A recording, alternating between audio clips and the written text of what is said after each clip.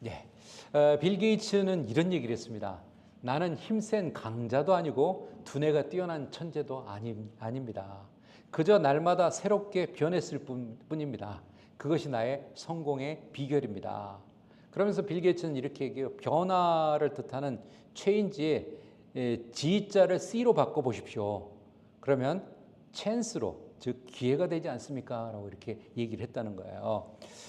우리가 참 그 변화라는 거 참 중요합니다. 근데 변화는 우리가 한자만 바꾸면 기회가 된다라고 하는 걸 우리가 또 생각할 필요가 있죠.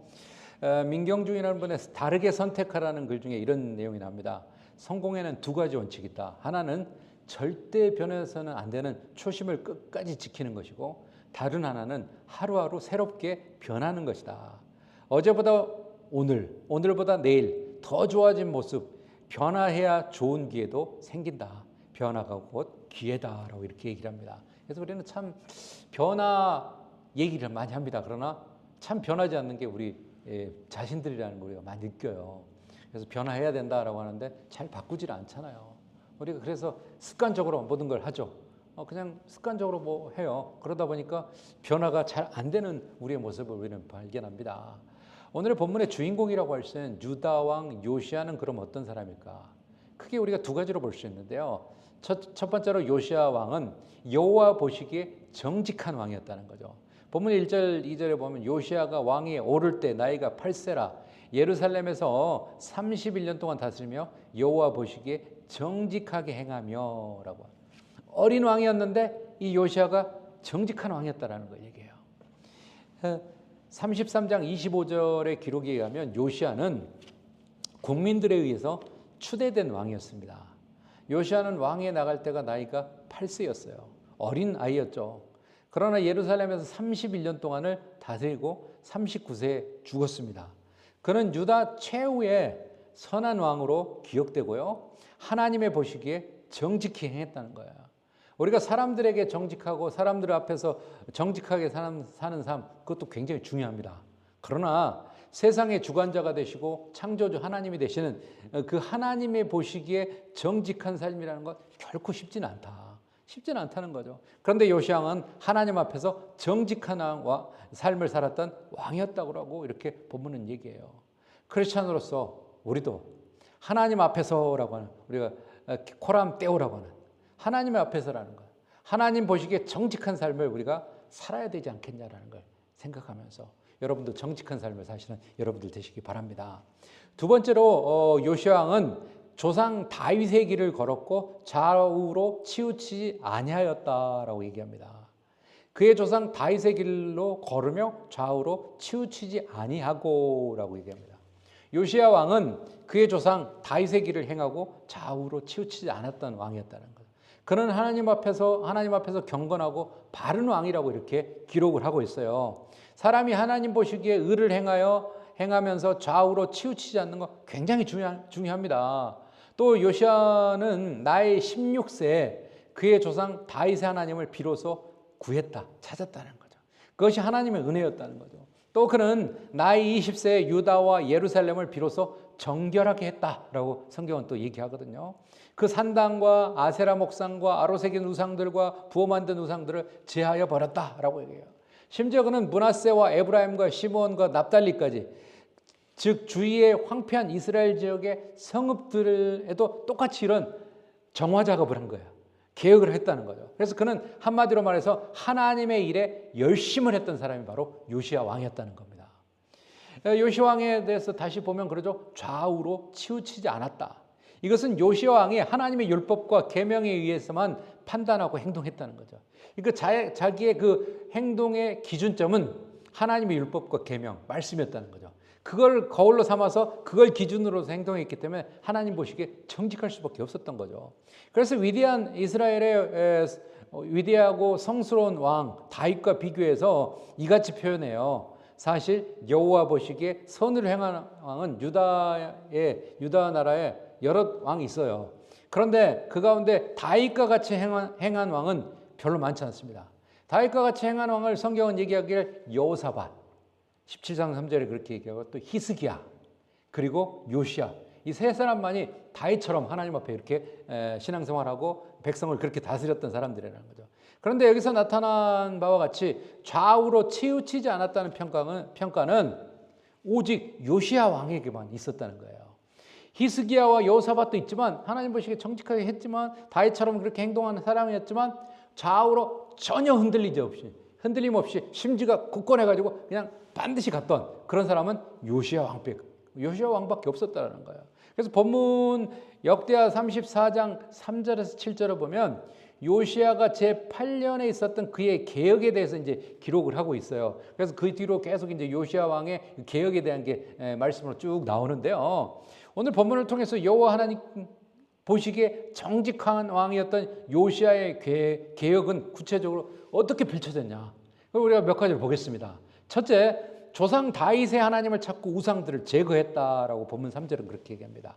아직도 어렸을 때 곧 왕위에 있은 지 8년에 그의 조상 다윗의 하나님을 비로소 찾고 제12년에 유다와 예루살렘을 비로소 정결하게 하여 그 산당들과 아세라 목상들과 아로 새긴 우상들과 부어 만든 우상들을 제거하여 버리매. 왕위에 있은 지 8년. 요시야가 몇 살에 왕위에 올랐다겠죠? 8살에 왕위에 올랐다. 8년이면 그 나이 해봐야 16살밖에 되지 않아요. 그런데 이 8년에 열왕기에서는 율법책을 발견하기 이전에 어릴 때 요시야 왕의 종교적인 행위, 즉 다윗의 하나님을 구한 사실에 대해서 전혀 기록하지 않아요. 열왕기에서는. 그러나 요시야의 개혁을 시작한 것은 그가 왕위에 올라간 지 12년째 된 그가 20세가 되던 해였는데 그때는 선지자 예레미야가 하나님으로부터 부름을 받고 그 시기야 요시야 왕이 나이가 20세가 됐을 때가 거의 비슷한 그 시기였다는 거죠. 그래서 요시야의 개혁은 이미 율법책을 발견하기 이전부터 계속 시작되고 있었던 거예요. 그래서 분명한 것은 이에 선지자 예레미야의 공헌이 상당히 컸을 것이다. 왜? 누군가의 영향을 받았기 때문에 요시야 왕이 그렇게 하지 않았겠냐라는 걸 보죠. 그리고 개혁을 처음 시작한 해가 요시야 왕 18년이 개혁을 처음 시작한 해가 아니라 단지 대대적인 개혁을 단행한 해가 바로 요시야 왕이 왕위에 올라간 18년 그 정도 됐을 때가 대대적인 개혁이 일어났다는 거예요. 그러니까 그 전부터 개혁은 서서히 이루어지고 있었다는 거죠. 그래서 열왕기에서도 요시야 왕 18년은 대대적인 개혁을 단행하는 해다라고 이렇게 얘기를 하고요. 또 22장 8절에 보면 율법책을 발견을 하고요. 또 23장 23절에 보면 유월절을 이제 지키기 시작했다고 이렇게 언급을 합니다. 뿐만 아니라 정확히 연대기를 따라서 모든 사건들을 기록했다고 말한 것은 아니에요. 그러나 이제 개혁에 대한 것들을 쭉 열거하고 있는 거라는 거죠. 그래서 열왕기의 기록과 여기 나타난 사실은 연대기적으로 볼 때는 결코 모순된 것은 아니다라고 봐요. 내용면에서는 서로 상반되지 않기 때문에. 그래서 요시야의 개혁은 그가 통치한 지 12년 때 각종 우상들을 파괴하고 그 일을 계속 그때부터 시작해요. 그래서 그가 왕위에 오른 지 한 18년 정도 됐을 때 성전 수리 사역을 해요. 성전을 이제 오래됐으니까 수선하고 수리하는 거죠. 그러나 그러는 가운데 중요한 것을 발견합니다. 거기서 이제 하나님의 율법책을 발견하고요. 그러면서 이제 더 개혁에 대한 것들이 더 이제 활기를 얻게 되는 그런 모습을 봅니다. 그러나 여기서 더 중요한 문제는 요시야의 종교 개혁이 어떤 부분이 있냐면 요시야가 종교 개혁을 했는데 이게 멸망으로 향해 갔던 유다가 잠시 동안 선으로 이끄는 역할을 했다는 거예요. 계속 요시야 왕이 살아가지고 계속 그렇게 갔으면 그게 좀 지속이 됐을 건데 멸망의 길로 향해 가고 있는 유다를 선한 길로 그 요시야가 통치하는 그 기간 동안 이렇게 이끌 수 있었던 그런 기회였다는 거죠. 본문에 보면 제12년에 유다와 예루살렘을 비로소 정결하게 하여 요시야의 이때 나이가 20세가 됐습니다. 왕이 오른 지 한 8년 정도 된 때부터 12년 된 때까지 개혁의 기회를 얻지 못하다가 이제 나이 한 20세 정도 되니까 비로소 우상을 척결하기 시작을 해요. 요시야가 개혁을 실시할 수 있었던 요인은 우리가 크게 두 가지 면으로 볼 수 있어요. 첫째는 정치적인 면, 두 번째는 종교적인 면으로 이렇게 볼 수 있는데요. 정치적인 면에서 봤을 때는 당시 흑해 북방 지역에 살고 있던 유목민이었던 스구디아인들의 침입으로 이 근동 지역은 일대 혼란에 빠져 있었던 거예요. 그러나 애굽인들의 저지로 인해서 유다는 직접적인 피해는 입지 않아요. 이것이 유다 백성들에게 크게 영향을 미쳐서 개혁을 위한 밑거름이 됐다라고 말할 수 있다는 거죠. 그러나 이보다 더 큰 요인은 스고디아인들의 침입으로 지난 반세기 동안 유다의 말하자면 굉장히 어렵게 만들었던 아수르라는 나라가 크게 쇠퇴해 버려요. 그러니까 세계의 교회 역사와 세계 역사를 쭉 이렇게 견주어서 보면 세계의 그 강력한 국가들이 영원하지 않더라는 거죠. 어느 정도는 그 나라가 성행하다 또 다른 나라에 의해서 그 나라가 또 이렇게 멸망되거나 아주 힘이 약해져 버리는 것. 이 스고디아인들의 침입에 의해서 강력한 아수르라는 나라가 크게 쇠퇴해 버려요. 그 영향으로 유대 나라에게 아수르가 영향을 미치지 못하게 되는. 그래서 아주 좀 이렇게 평온해질 수 있는 그런 기회였다는 거죠. 그래서 요시아는 이런 호기에 아주 좋은 기회를 틈타서 다윗이 차지했던 영역 전체를 장악하고 과거처럼 통일 이스라엘 왕국을 확립하려고 노력을 했었다는 거예요. 이게 이제 정치적인 부분이고 종교적인 면에서 보면 당시 스고디아인들의 침입으로서 고대 근동 전 지역은 아주 국가적으로 굉장히 혼란스러운 그런 상황이었다는 거예요. 너무 혼란에 빠져 있는 그런 상황이에요. 그런데 유다는 예레미야 선지자와 스바냐 선지자가 활동했던 그때 이것이 이제 요시아의 개혁과 밀접한 연관이 있다라고 우리가 추측할 수 있는 그런 부분인데요.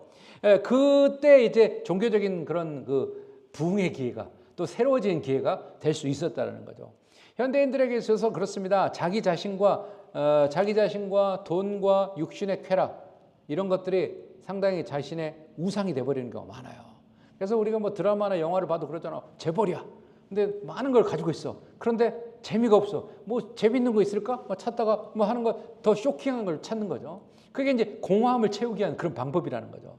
그래서 자기 자신과 돈과 육신의 쾌락 이런 걸 계속 쫓아가는 게 일반적인 현대인들의 모습이라는 거죠. 그래서 우리는 이런 우상들을 제거해야 된다. 우리는 우리의 삶에서 우리 자신이나 돈이나 육신의 쾌락을 사랑하지 말자. 우리는 하나님의 성전인 우리 자신과 교회의 부족을 발견하고 고치고 깨끗하게 해야 되며 개인과 교회의 거룩함과 온전함을 위해서 우리가 힘써야 된다라는 걸 기억하시기 바랍니다. 둘째로 요시아 왕의 뜻이 이제 백성들에게 전달돼가지고 그게 그대로 시행이 돼요. 본문 4절에 보면 그러죠. 무리가 왕 앞에서 바알의 제단들을 헐었으며 왕이 또 그 제단 위에 높이 달린 태양상들을 찍고 또 아세라 목상들과 아로새긴 우상들과 부어 만든 우상들을 빻아 가루를 만들어 제사하던 자들의 무덤에 뿌리고 여기에서 3절에서 언급했던 개혁의 그 내용이 구체적으로 이렇게 묘사되고 있는 거죠. 바알의 제단들. 여기서 보면 바알의 제단들이라는 것은 우리가 이제 바알들이라고 하는 베알림이라고 하는 단어는 복수로 항상 사용을 되는데요.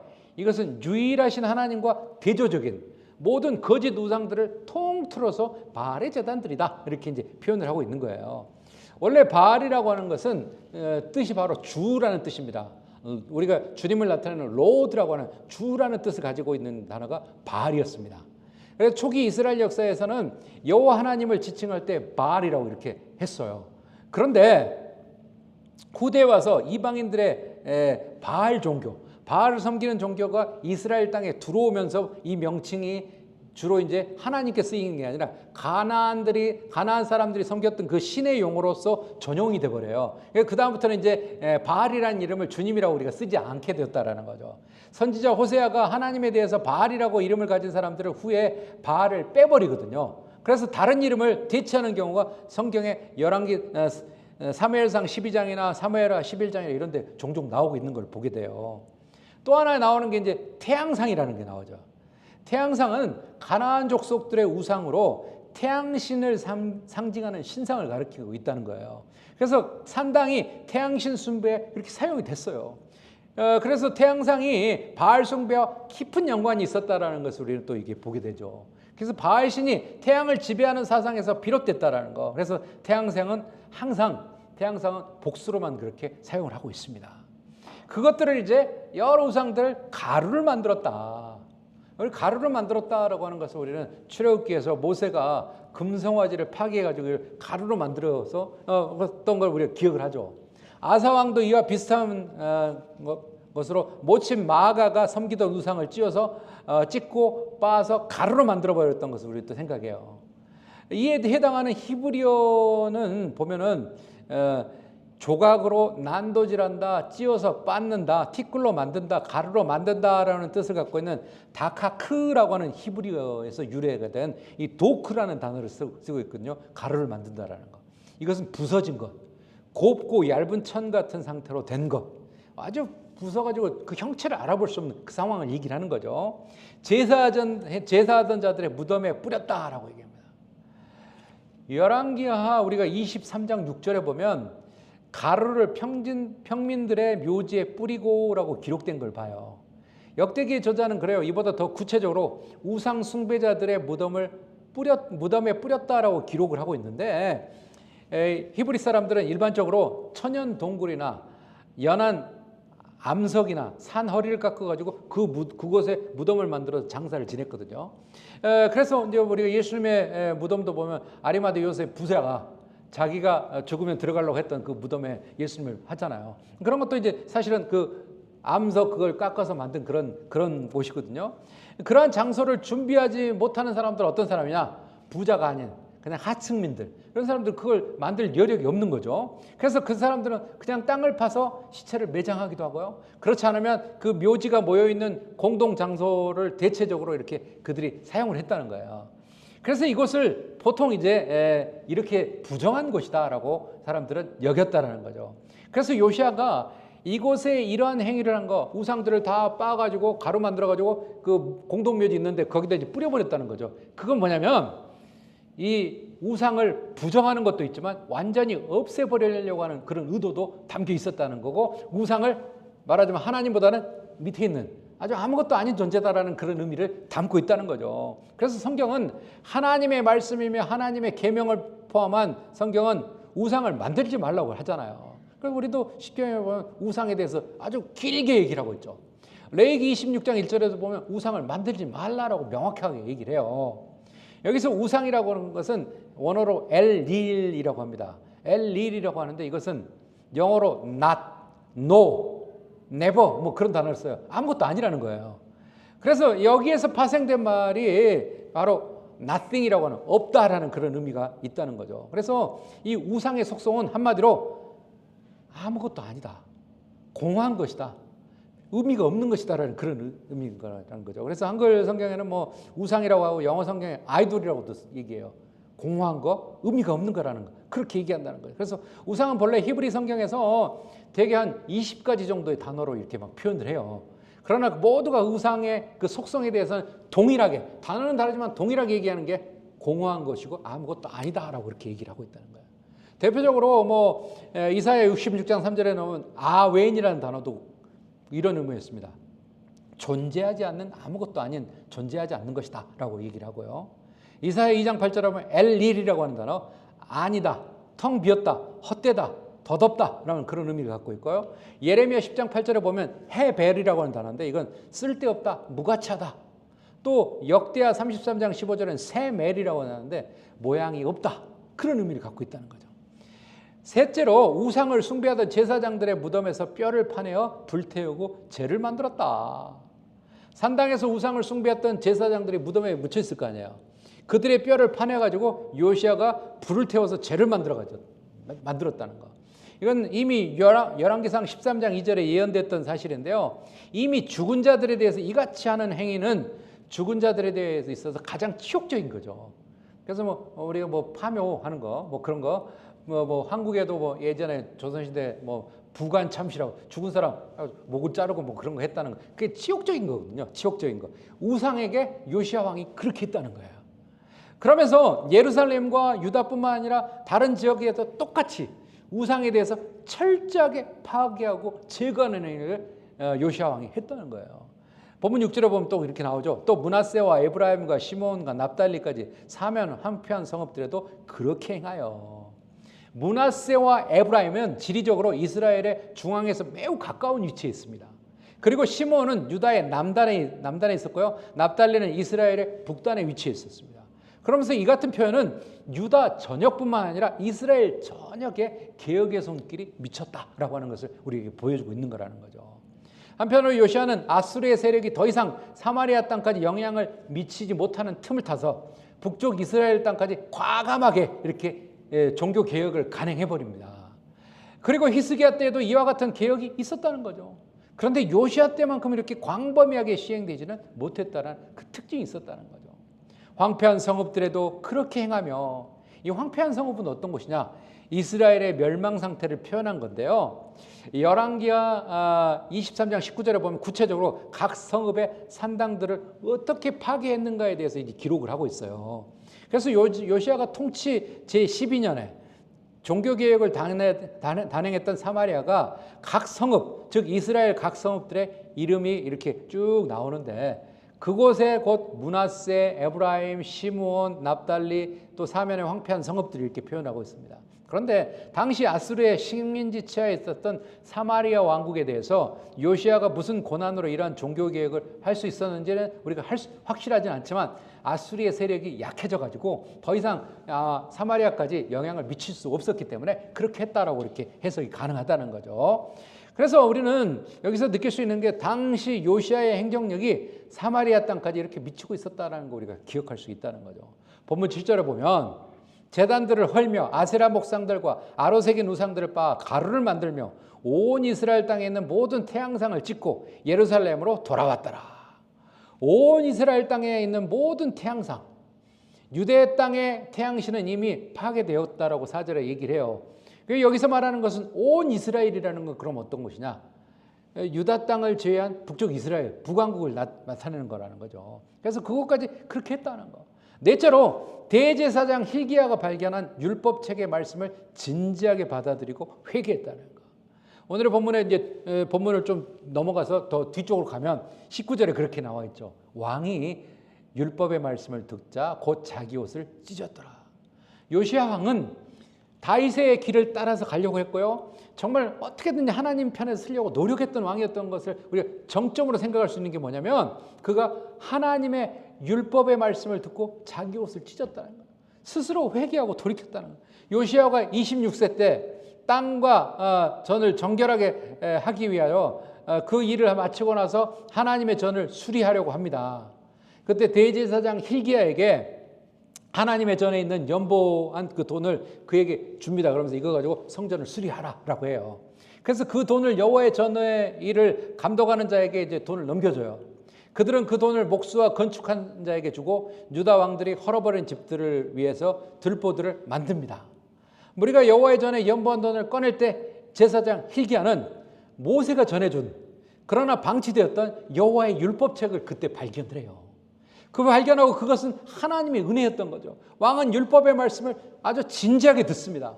그리고 듣자 자기 옷을 찢어요. 그는 선지자들에게 물으러 사람들을 보냅니다. 그럼 이게 무슨 뜻이냐? 정확하게 좀 알고 싶다라고 했더니 hil기야와 왕에 보낸 사람들은 여선지자 훌다에게 갑니다. 그랬더니 훌다가 얘기해요. 하나님께서 율법에 기록된 대로 이 백성에게 진노와 저주를 내리실 거라고 예언을 해요. 그러나 또 그는 이 말씀을 또 곁들여 얘기해 줍니다.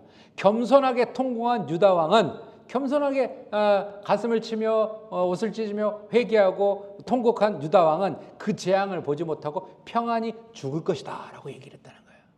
말씀을 진지하게 받아들이고 말씀대로 살려고 하는 노력, 그 모습이 우리가 본받아야 될 요시야 왕의 그런 모습이라는 거죠. 그래서 우리는 말씀을 너무 쉽게 생각하는데, 말씀을 좀 진지하게 받아들이고 이걸 통해 하나님이 무슨 의미를 주느냐, 내가 어떻게 하기를 원하시는가라는 거 우리가 좀 진지하게 받아들일 필요가 있다는 걸 여기서 느끼게 됩니다. 다섯째로 하나님의 언약의 말씀에 모든 백성들이 순종했다라고 얘기해요. 32절 33절 보면 그러죠. 예루살렘과 베냐민에 있는 자들이 다 여기에 참여하게 하며 예루살렘 주민이 하나님 곧 그의 조상들의 하나님의 언약을 따르니라. 이렇게 이와 같이 요시야가 이스라엘 자손에게 속한 모든 땅에 가증한 것들을 다 제거해버리고 이스라엘 모든 사람들로 그들의 하나님 여호와를 섬기게 하였으므로 요시야가 사는 날에 백성이 그들의 조상들의 하나님 여호와께 복종하고 떠나지 아니하였더라. 여기서 발견할 수 있는 건 뭐냐면, 왕은 유다와 예루살렘의 모든 장로들과 제사장들과 레위 사람들과 모든 백성들을 예루살렘 성전으로 불러 모읍니다. 그리고 성전에서 발견한 언약의 율법서를 읽어주고요, 제사장들과 레위인들을 비롯해서 온 백성이 하나님의 언약을 지키고 순종해야 된다고 얘기를 해요. 그래서 모든 백성은 왕의 지도대로 하나님께 복종하게 됐다는 거예요. 어떤 그룹이나 단체나 국가나 어디에서든지 리더는 매우 중요합니다. 리더가 어떻게 세워지느냐에 따라서 그 기관이, 그 단체가, 그 교회가, 그 사회가 달라지는 거예요. 리더가 어떻게 어떤 방향으로 이끄는가에 따라서 방향 설정이 되고요, 나가게 된다는 거죠. 유다 왕 요시아의 올바른 말씀을 바르게 진지하게 따르고자 하는 모습과 생각이 백성들에게 미치고 그들이 그들을 그대로 지켰다는 거예요. 요시아가 살아있을 동안. 그래서 각종 우상들을 제거하고 놀라운 개혁이 가능할 수 있었던 게 뭐냐? 바로 이 리더의 역량이었고 리더의 방향으로 이끄는 그 리더십이었다라는 걸 우리는 보게 됩니다. 사랑하는 성도 여러분, 1998년도에 노키아라고 하는 회사가 있습니다. 제가 2000년대 초반에 또 보니까 그 이제 선교지를 쭉 돌아보면 선교사들이 그때 당시에 노키아 휴대폰을 많이 쓰였어요. 너무 좋더라고. 너무 좋다. 그래서 저도 막 쳐보고 야, 이런 게 좋아요? 할 정도로 했던 휴대폰이에요. 그런데 어느 순간 이 노키아라는 회사가 몰락의 길을 걷습니다. 미국 모토로라를 제치고 세계 1위의 휴대폰 제조업체로 등극을 한 게 노키아거든요. 2007년 말에는 세계 휴대폰 시장의 40%를 시장 점유했던 회사가 노키아였습니다. 핀란드 수출 물량의 20%, 핀란드 국내 총생산 GDP의 25%에 해당하는 것을 노키아라는 이 한 회사가 다 담당했다는 거예요. 엄청난 공룡 기업이었지만 2013년 마이크로소프트에게 인수당하는 불명예를 안게 됐다는 거예요. 그래서 이제 학자들이 이것을 분석을 해봤어요. 아니 이렇게 대단한 회사였던 노키아가 왜 몰락했을까? 그 이유에 대해서 이렇게 네 가지로 이렇게 정리하는 걸 봤어요. 첫째가 그 노키아가 몰락한 이유는 뭐냐? 노키아가 장악하고 있었던 피처폰 시장에서 트렌드를 가볍게 하겠다는 거죠. 앞으로 흘러가는 그 트렌드에 대해서 그걸 민감하지 못했다는 거. 첫째. 두 번째, 뜬금없는 저가 전략은 수익성에 치명타를 줬다. 신흥국가를 겨냥한 저가 휴대폰 전략으로 집중적으로 공략을 했대요. 그래서 새로운 시장을 선점하겠다라고 했는데 화웨이와 같은 중국 제조업과 경쟁하면서 엄청난 적자를 안게 돼버렸다는 거예요. 셋째는 스마트폰 기술 혁신을 이루고 상용화시키지 못한 판단 오류와 경쟁력 있는 운영체계를 선택하지 못했다는 거죠. 리더들이 잘못한 거죠. 결국 아이폰의 위협에 충분히 대응할 수 없었고요. 2016년에 세계적인 경영학 저널인 ASQ의 논문에 노키아 몰락의 원인을 이렇게 하나 더 추가해서 설명을 했는데 네 번째 노키아 몰락은 뭐냐?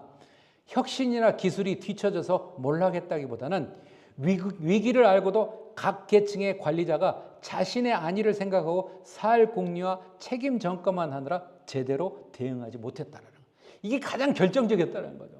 결국 조직 내 부의 구조적인 문제가 화를 일으켰다는 거예요. 기독교의 몰락을 이제 우리는 예견을 합니다. 우리는 기독교가 이제 예전처럼 이렇게 부흥하고 막 하지는 못할 거라고 많이 생각을 해요.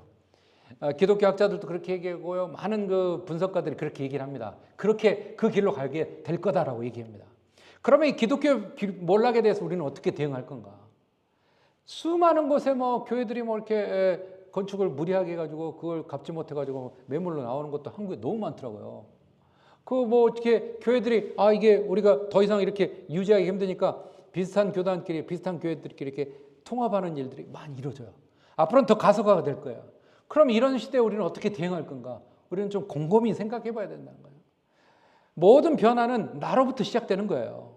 선한 일꾼이 되고 싶다면 우리 안에 선한 걸 먼저 채워야 된다는 거예요. 예수님을 믿고 난 후에도 우리의 삶에 아무런 변화가 없다면 우리는 다시 주님 앞에 진실로 엎드려야 됩니다. 옛사람의 거짓된 옷을 벗고 이제 주님의 참 제자로 능력 있는 삶, 변화되는 삶을 살기를 우리가 소망해야 된다는 거죠. 우리는 신앙이 성숙해질수록 하나님의 뜻에 더 붙들려야 된다는 거죠. 내가 신앙의 연수가 더 많아질수록 차츰차츰 쌓아질수록 우리가 더 하나님께 더 붙들림 받아야 된다는 거죠. 나이가 들수록 이런 기도가 필요합니다. 내 소원이 없어진다는 것은 생각도 의지도 없는 노보처럼 된다는 게 아니라 철저하게 하나님을 신뢰한다는 말이에요. 내 뜻보다 하나님의 뜻이 중요하다는 말이라는 거죠. 내 뜻이 점점 하나님의 뜻과 일치한다는 그런 의미라는 거죠. 그래서 하나님의 뜻을 알게 될 때 그 뜻을 따르겠다. 내 뜻이 있지만 하나님의 더 크고 분명한 뜻을 따르겠다라는 고백이 우리에게 분명히 있어야 된다는 거예요. 그러나 우리는 그렇지 않잖아. 대부분의 사람들은 하나님을 설득해서 자기 뜻을 관철하려고 한다는 거예요. 우리가 반대의 방향을 가고 있다는 거죠. 우리가 종교의 개혁은, 우리의 신앙의 개혁은 우리가 하나님의 뜻을 따르겠다라고 겸손하게 엎드림으로부터 시작되는 거라는 거죠. 이런 고백은 하나님을 참으로 신뢰하는 사람에게서만 나올 수 있는 거예요. 하나님은 그분의 주권을 온전히 인정하는 사람을 책임져 주십니다. 항상 깨어서 하나님의 뜻을 따르는 매일매일의 삶이 개혁되는 그러한 하나님의 사람들 다 되시길 주님의 이름으로 축원합니다. 기도하겠습니다.